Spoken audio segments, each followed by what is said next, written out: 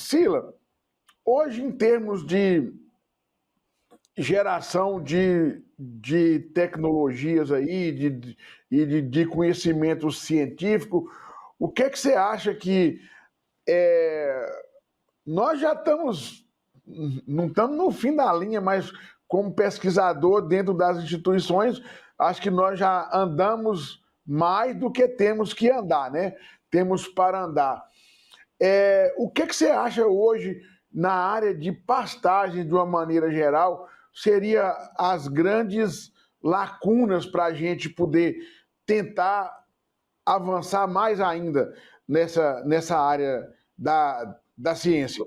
Acho que o grande pulo do gato, Nilma, é o mais simples de todos. Colher bem e manejar bem a colheita da forragem produzida. Pouco ou muito, a pasto crescendo mais rápido ou devagar, não importa. O primeiro passo é colher bem, respeitar o ponto de colheita, permitir que a planta tenha condições de ser bem colhida pelo animal, alta proporção de folhas jovens, poucos talos finos, respeitando uma altura de saída que dê para o animal uma velocidade de ingestão e uma dieta adequada, e para a planta uma área foliar residual verde suficientemente boa para ela crescer. Esse primeiro ponto, ele é suficiente, esse sozinho, sem você falar em adubação, ele é suficiente para você fazer essas até 3, 4A por hectare. Se você fazer isso daí, independente de ser contínuo ou rotativo, você já estão falando de alguma coisa na casa de 60, 70 quilos de matéria seca por hectare dia de acúmulo de forragem.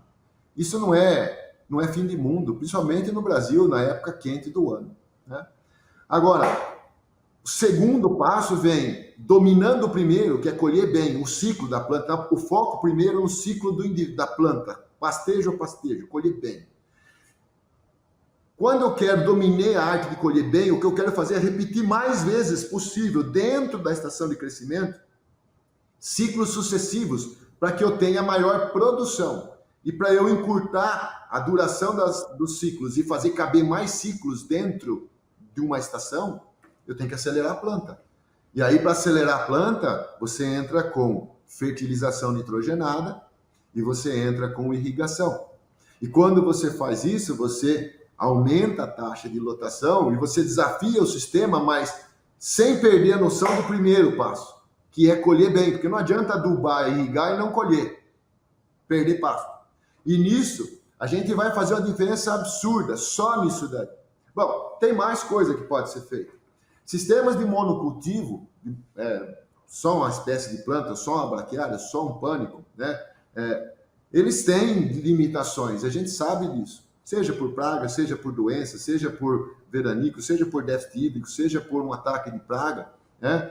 Então, quando a gente pode fazer associação de espécies, elas trazem, na mistura, elas trazem benefícios vários de sinergia entre elas. Então, uma oportunidade que existe, além de colher bem, né, é você trabalhar com plantas que se complementem funcionalmente. Não é juntar o que tem de agronomicamente interessante, mesmo que elas tenham portes distintos, necessidades de manejo distinto, que isso não funciona. Uma acaba com a outra na mistura. Mas você juntar plantas que se completem do ponto de vista de exploração de nichos, da exploração de tempo de ocorrência no pasto, de exploração de estratos de profundidade de solo e distribuição de parte aérea, e que apresentem o mesmo critério, necessidade de manejo. Isso gera uma maior estabilidade produtiva, porque onde uma planta não vai bem, a outra toma o lugar dela e depois sucessivamente elas vão se alternando. Onde uma é resistente e a outra não é, a resistência da mistura é favorecida por conta de plantas. Então, o que eu estou querendo chegar é que um próximo passo seria a gente poder trabalhar com mistura de plantas, gramíneas leguminosas, mas dentro de um enfoque diferente. Não de juntar as coisas, porque uma vai dar proteína, a outra vai dar fibra, ou porque uma é resistente à seca e o outro cresce bastante. Não, porque isso só não adianta. Se eu juntar plantas que têm essas características agronômicas desejáveis, mas que têm requerimentos de manejo muito distintos, eu não consigo manejar o mesmo pasto formado por elas, porque ou eu favoreço um ou favoreço o outro. Então, essa é uma outra linha de pesquisa que está começando aí, está tendo resultados bastante promissores, e que vai agregar ao bom manejo do pastejo, né? Porque vai permitir a elaboração de ambientes pastoris mais diversos, que são ambientalmente mais robustos, e em termos de sistemas, eles são mais estáveis, menor risco de variação em termos de produção, o que é, do ponto de vista do sistema, um problema.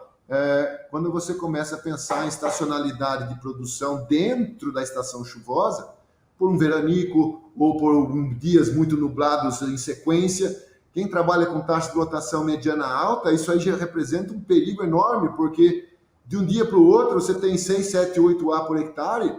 Se o seu pasto não crescer na velocidade que estava crescendo na semana passada, você entra num problema seríssimo, né? Então, esse é um ponto. Entender que o uso de suplementos e suplementação não compete com o manejo de pasto, ele complementa o manejo de pasto, porque eu posso adequar suprimento e demanda mexendo do lado do suprimento, depende do clima, mas é mais fácil mexer do lado da demanda, pondo e tirando o bicho, ou injetando ou tirando o lanche do sistema, o suplemento.